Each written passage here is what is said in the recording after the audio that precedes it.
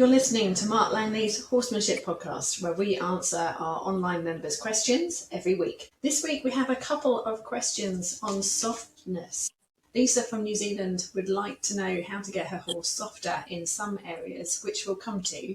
And Anne from Australia would like to know more about the difference between lightness and softness. Hello, welcome to Mark Langley's Horsemanship Podcast, a podcast helping people to understand their horses better, to provide solutions in a calm, connected way. So, Mark, I know you work with horses getting them soft all the time. That's basically what you're trying to do, I suppose. You're looking at tension and brace and the areas that they're struggling, but you also see that in terms of, well, are they soft or not? Because it is an indication, isn't it, that they're not understanding things when they're not soft. But am I right in saying that? Are we all looking for softness? Is that something we should be doing, and why? Oh, softness is there's an old book that Ray Hunt wrote, and I think his book was called Turning Loose, and that saying in itself, turning loose, and when you watch a horse turn loose, their mind turns loose, their body turns loose, and everything's available, they're aware, and they just look generally happy and soft. And that, and until a horse finds that comfortable, soft mindset, the things that people want aren't usually available, or the quality is not there in our horses. So when a horse is really soft, they're feeling good. They're feeling good in the mind, so they feel good in the body, and their body's working properly, so their movement is a lot better. They move with flow. They're a lot more balanced. They don't have that tension running through their body all the time. So I believe our aim is to create a soft horse, and I think where people struggle is they're putting more performance on their horses, but the horses aren't in the soft mindset, which means their bodies aren't soft, which means they're actually causing more problems for their horses in the long run, especially physical problems because of that. So softness happens when all the pieces of the puzzle come together, when they're all there. So that's why it's really the ultimate goal, because if one thing's not quite right, you won't get that softness. Is that right? That's right. If there's tension in the horse's mind, they're not comfortable, so they're not soft. So lightness. So basically, to get lightness or softness. So lightness, a lot of people have a light horse and they think, I'm going pretty good. I pick up the reins. The horse is not leaning on the reins. I put my legs on. They go forward sprightly, and they don't seem to sort of, so there's not a lot of pressure, and I can guide my horse with my seat. So my horse is light to ride. So if you drive an old heavy car, everything's clunky. If you drive some modern car, everything's very light and very easy to drive. So you're not using a lot of, it's not taking a lot of effort to drive the car. So you can ride a light horse, and because it doesn't take a lot of effort to guide it, the people think, oh wow, I've got, my horse is going good. The problem is we don't judge a horse on how light it is to guide or direct. We judge it on how the horse feels to ride, how it feels underneath us, how it emotionally processes its environment, how the muscles move underneath it, and all that. So when you have you have to have lightness in your horse, because lightness is awareness. A horse that's not aware is usually dull. You squeeze and they don't really feel it. You pull on the reins, they lean on the reins. They're very heavy to ride, and they're very dull. So the dull horses that aren't in the right state of awareness, they're going to be not very nice to ride. But like when I'm working a horse, you don't get softness straight away. Lightness first. So when the horse becomes first aware, especially if it's been shut down for a while or shut out, you might wake them up. When they first wake up, they're not going, oh, this is lovely, I love this is great. They go, geez, I've never been here before. And for some horses, it's like opening up Pandora's box. So then you've got this horse that's really aware. And then because they're very aware, they become very light and sensitive. So, they feel things more. Their mind's kind of, bouncing around, and they're very sensitive. So for a moment or some time, they work in a light space, which means they're because they notice everything, they're easy directable and stuff.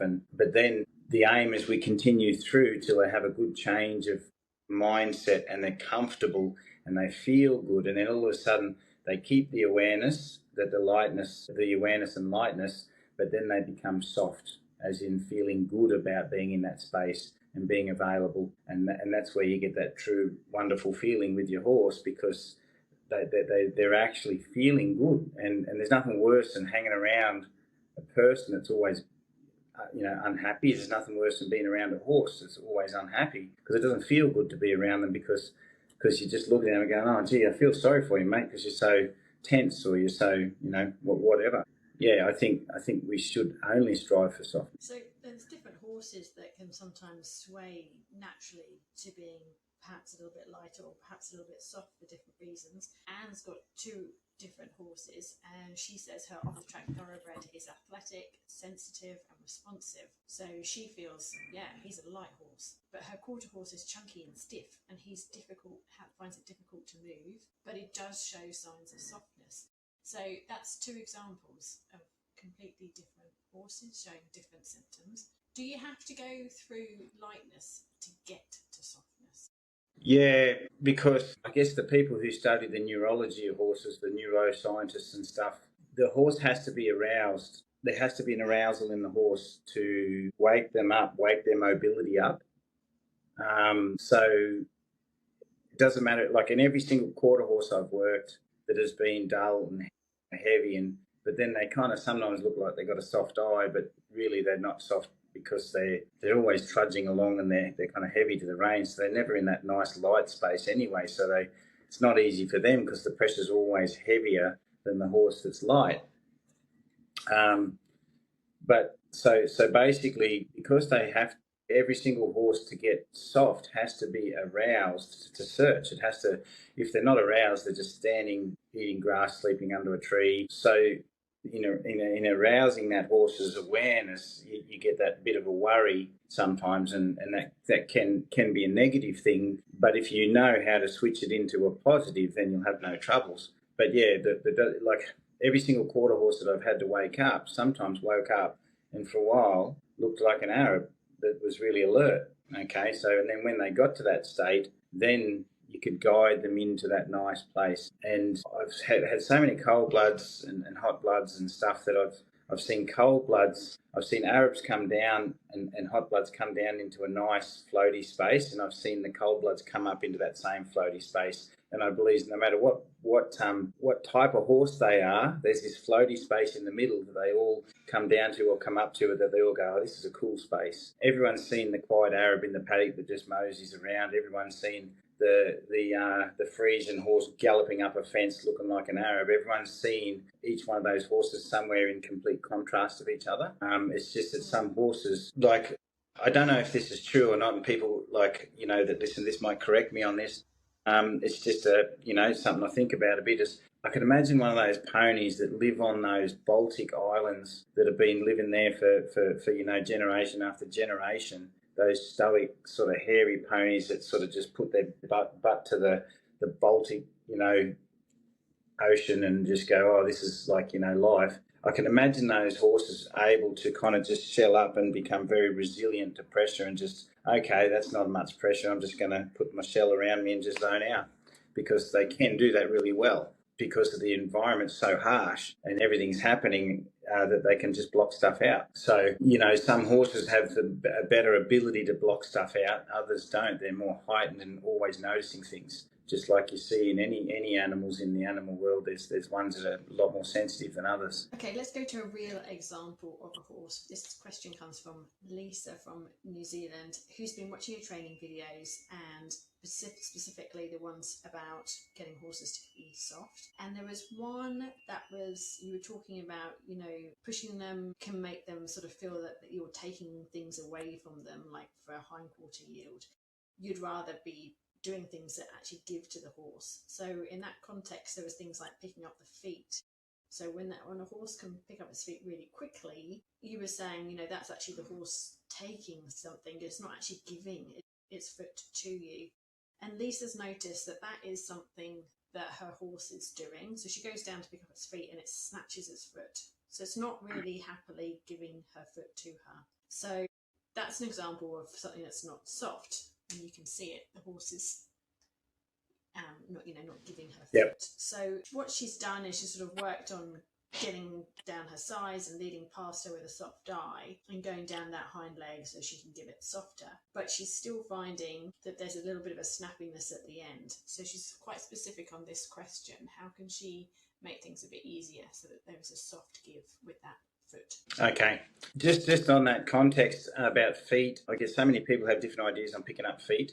And there's some people who do the tap-tap-stick method where they tap-tap and the horse picks the foot up like a cue until they can just about touch the foot or point to it and they'll pick that foot up. I'm not a big fan of that because I like to be able to bandage a horse's foot. And, you know, there's one day your horse might get a cut or something and you've got to treat it, bandage it. And the more sensitive and the more of a release hunter you teach your horse to be, they just kind of get too sensitive in the legs that, you know, you can't do stuff with them. So it's essential, I think, to get a horse to be able to lead its foot up softly with a certain feel and pressure. So sometimes you can have the foot stand, like the leg standing, and you can bandage it all the way up without the horse keeping on picking up its foot all the time. So, and I don't believe in that little pressure point, that nerve point where you see people picking up the horse's foot. It makes them snatch their foot up like that. So basically, you know, we want to put a feel on the horse and the horse softens to that feel, okay?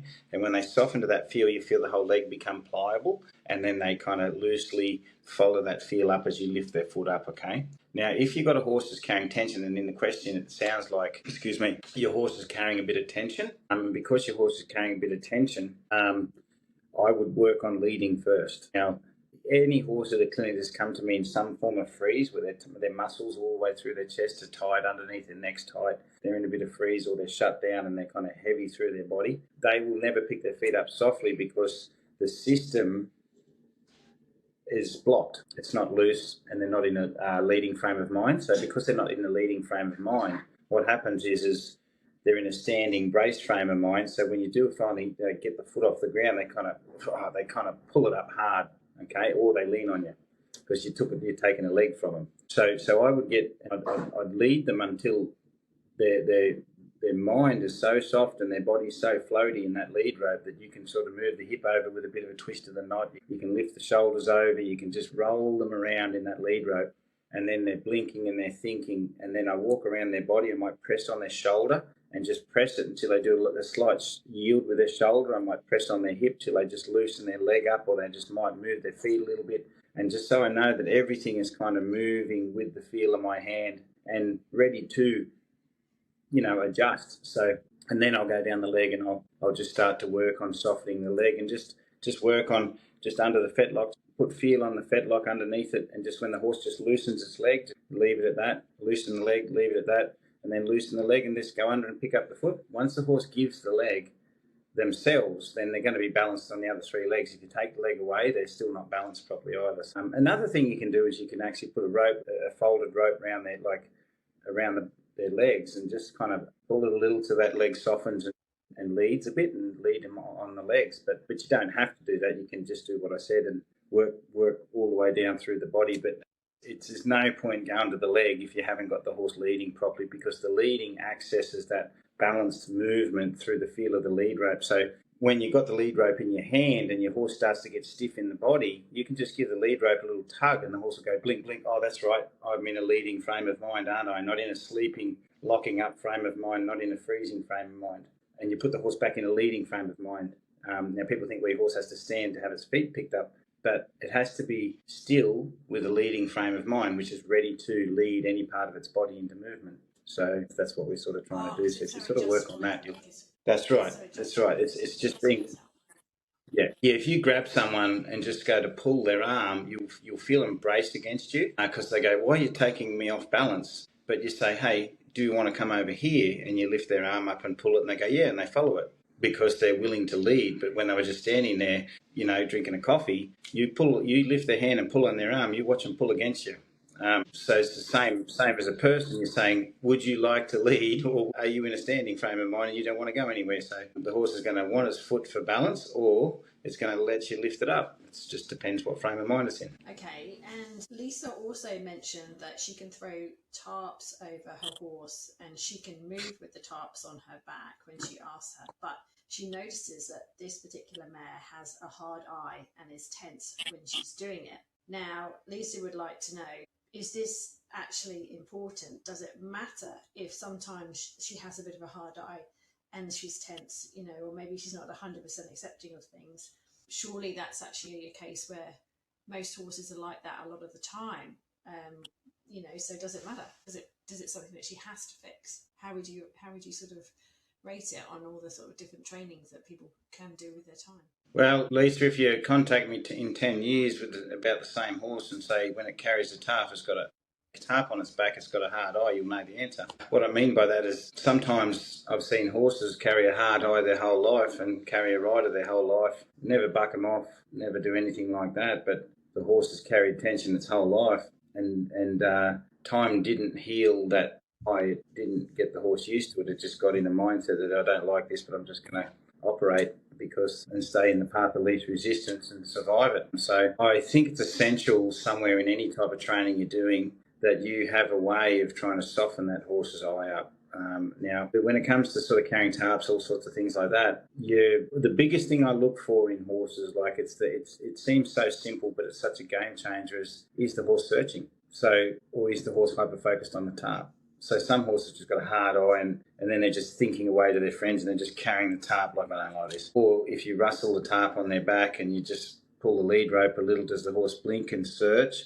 Does it focus on the tarp and then does it search for an alternative? Is the mind moving? Is the mind searching? Can it look away from pressure? Like any horse that carries a hard eye, the first thing I do, and it doesn't matter if it's got to do with tarps or any sort of work we're doing with them, the first thing I do is soften the eye. How do I soften a horse's eye? I get it to search for opportunity, not just focus on the problem. Okay, so if you watch horses, if you can slowly get them to roll their thoughts over and look over there and sniff and open up their body and then search back and start to sort of search, then you watch those eyes soften. If they just go into, locomotion, mobility with a hard thought, they just kind of go like a train and they're not really thinking, they're just kind of a bit closed up. And once they get that closed up hard eye, they can keep it forever sometimes. So every single horse that I see with that hard eye is usually, like in most cases, it's more of an immobile eye, which means there's an immobile thought process going on in its brain, not adjustable. So you adjust the thoughts, the horse is thinking and blinking all the time, and then you watch how it processes things instead of just putting up with it and just going, oh well, I don't like it, but this is my boundaries and I'll have to work with them.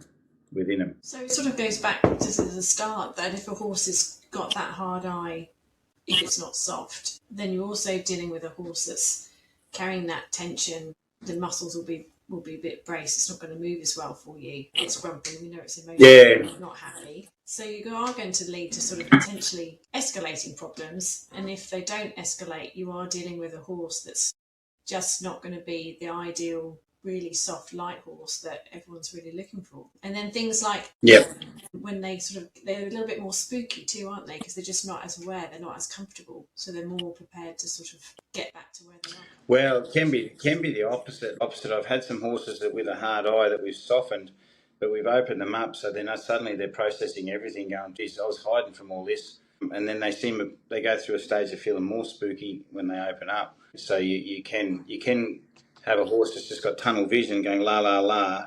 It'll have a big spook every now and again that you didn't know where it came from or something big happens. Then you'll wake that horse up and get it back in a state of awareness. But then because it's always been blocking all that stuff out, then it's going, oh, there's a tree moved, there's a bucket over there.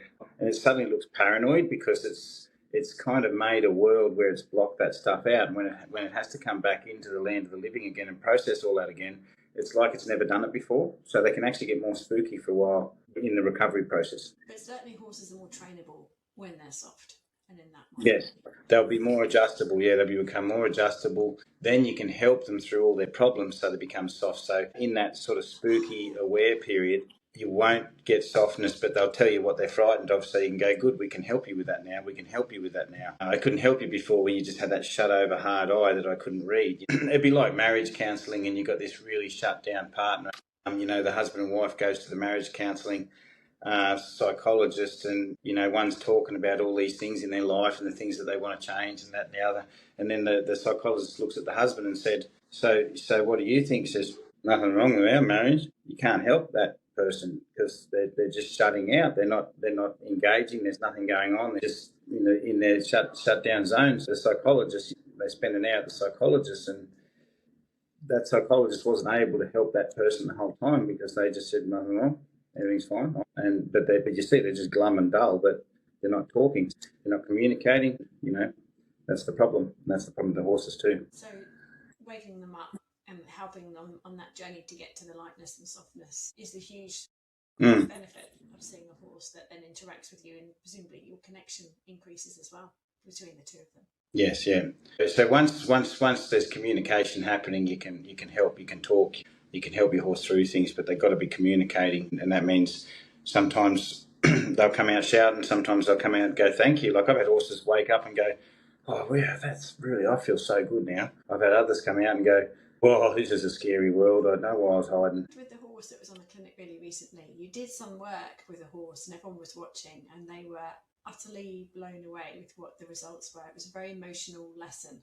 You were able to make quite a huge change on one particular horse. What can you talk us through that one? I was debunking movie liberty. I'm sick of seeing movie liberty being sold to the masses. It really sort of worries me what's going to happen to a lot of horses. What I mean by movie liberty, all those circles, those kind of, circle in and circle out, and with the sticks and the rearing and all that kind of stuff, because a lot of people are doing it for fun. I don't think it's healthy for all the young generations to go and do that and think it's foundation, because the two horses that I helped with liberty, but the one particular one that made the amazing change over the hour lesson, was no less than an hour. She had 2 sessions, and I said, I think we need to do liberty with your horse because you've been doing liberty, and it's the liberty that's also hobbled your horse. So when we worked with the horse was not searching. It wasn't, so it was just looking at her with a hard, cranky eye, and it just did what it had to do, feeling terrible about it, but it was obedient. So just the same as what we were talking before about the hard eye. So, and I had real trouble, not trouble, I didn't have trouble. I knew the answer.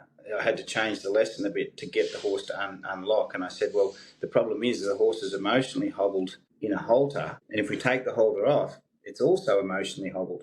I said, but we're going to have an easier time unhobbling its brain with the halter off, because the horse will soon realise I'm in a big arena and I don't have a halter on, so I can be gonski soon. Okay, so what I did is took the halter off, and the horse had that sort of focused on the person, stay on the circle, don't search, and just be obedient. That as I say, that movie liberty that I really have a big distaste for. So what I did was I sort of stepped back and I just said go, and I just banged my leg and I did something, and then the horse goes, go where? And I said, I don't care. But we had spent a bit of time trying to get the horse to look at away at a standstill, and that was working. So, and then the horse went, really? Oh, you don't look like a trainer because you're not doing any cues. I said, nope, you're in a big arena, you're free to go. And he went, okay, I'm going. And he took about 2 steps, and then he went, oh, I'm free. And then he just took off like a lightning bolt, which I knew he was going to do because that's what he does. As soon as he realises the hobble's off, he runs away. And that's the scary thing about having this hyper-focus at liberty, is when they realise the gate's open, they take off, because they don't want to have that hyper-focus on that person all the time. Yeah, so that really so I let him take off. Do the liberty. No, they're just being taught to focus on the person, not search, and not say. So the worst thing in liberty that I see, and I like liberty, I just don't like bad liberty. The worst thing I see in liberty is they don't teach their horses to think away enough. They always teach them to focus on the person and the sticks and keep them focused on them, and then they're carried with this drive and draw all the time, and that is not true liberty. It's not good liberty.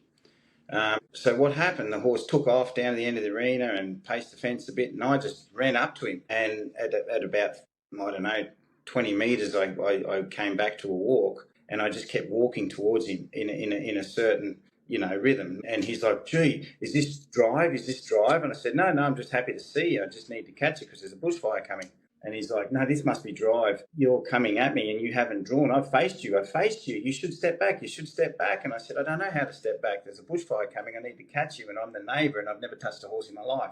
And he's like, this bloke's not drawing. He's not stepping back. I'm going to have to go again. He must be chasing me. So I just kept walking after him. And then I started getting his attention by clapping. I say, hey, I'm in a hurry. There's a bushfire. And he's like, and then he turns around. He kind of faces me. He goes, what do you want? And I said, I'm just going to keep walking up to you. And then eventually, after about 3 goes of sort of getting his attention, he sort of stopped and he froze a bit, and he stayed frozen. And I went and I touched him on the nose, and then I walked away as quick as I could.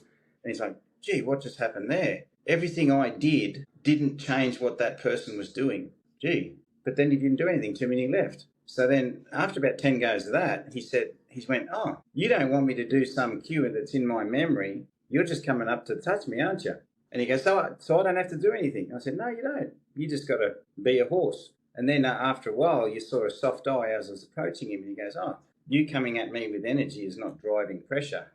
Beauty. You're the only human that sort of showed me that you're not going to drive me with energy.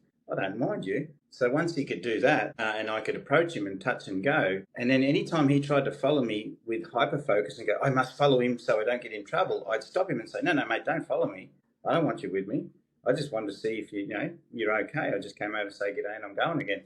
And then when he didn't have to follow me and he didn't have to sort of run away from my energy when I was walking up to him, he's like, I feel a lot safer around people now. And then you could see him start to change a bit. So when he started to get in that mindset, I went, okay. And I just stood near him and I just kissed and I clucked and I know body language because I wanted him to have a different way of searching that. Because as soon as I used my body language, he was like, right, he wants me to do something. And he would have gone back into his sour memory of the liberty work that he was being trained to do. So I just stood there and I went cluck, cluck, kiss, kiss, cluck, cluck, bang my leg. And he's like, I don't know what to do. And then he kind of shot off for a little bit. But as he was moving away, I was walking in the opposite direction away from him. And he's like, and then he go, oh, he created more distance than I did from him. So what would happen then? And after about 4 or 5 goes of that, I'd go cluck, cluck, kiss, kiss. And he'd look around. And then he'd take some steps and he'd sniff the ground. And after about 3 or 4 goes of just searching softly into nothing and just going away, he said, I feel good being asked to move away from a person because I'm not moving away from the person, I'm just going towards my thoughts. I'm not moving away from danger. And once that change happened in his brain, he was like, I had a piece of string connected to him at about 40 metres. I could pick up a finger and I could shift my finger and he would search away, because that's one of the first lessons we did with him a few days before. And he'd search and he'd sniff the sand and he'd go for a walk, and then I could go, hey, and I'd click my finger and he'd turn around and he'd start wandering back and come over. What was amazing about it is he was walking away softly because it was his idea to walk away. I just asked him if he'd like to do it. And then when he came back, he was walking back the same softness. And when he stood with me, he stood in his own space, happy to be around people, not in our space going, I'm here now. Okay. So he was soft, moving away, coming back and standing with the people. And then he just went, oh, this is cool. I like being around people. They're all right. So I have to rejig Liberty a lot with Liberty horses to make them soft, and it's sad because there's so much of that Liberty getting taught. I got bucket loads of horses I could help readjusting the way they understand Liberty. But anyway, that was why it was so good, because what was so good was for the people there, they got to see it in real time over the space of one lesson, opposed to, we had a good shift in one day, then tomorrow, and then the next day, by the third day, you hit the sweet spot. Whereas there was another horse I did the same lesson with, just started making a change in the sense of searching away without trouble, but this horse had a lot more kind of energy and trouble in it, so it would take a little bit longer. Wow, an amazing story and a lovely example really of, I suppose, why, what we're aiming for when we're wanting a soft horse and why. So yeah, thank you for that, Mark. I hope that helps to Lisa and Anne, our lovely online members. Hope you enjoyed this podcast. We'll be back next week with some more questions. Thanks, Jenny. Thanks, everybody. The accurate insights and solutions that Mark Langley gives are at the forefront of emotive horsemanship globally. You can learn them for yourself through his supportive online membership. Check it out with a 7-day free trial. marklangley.com.au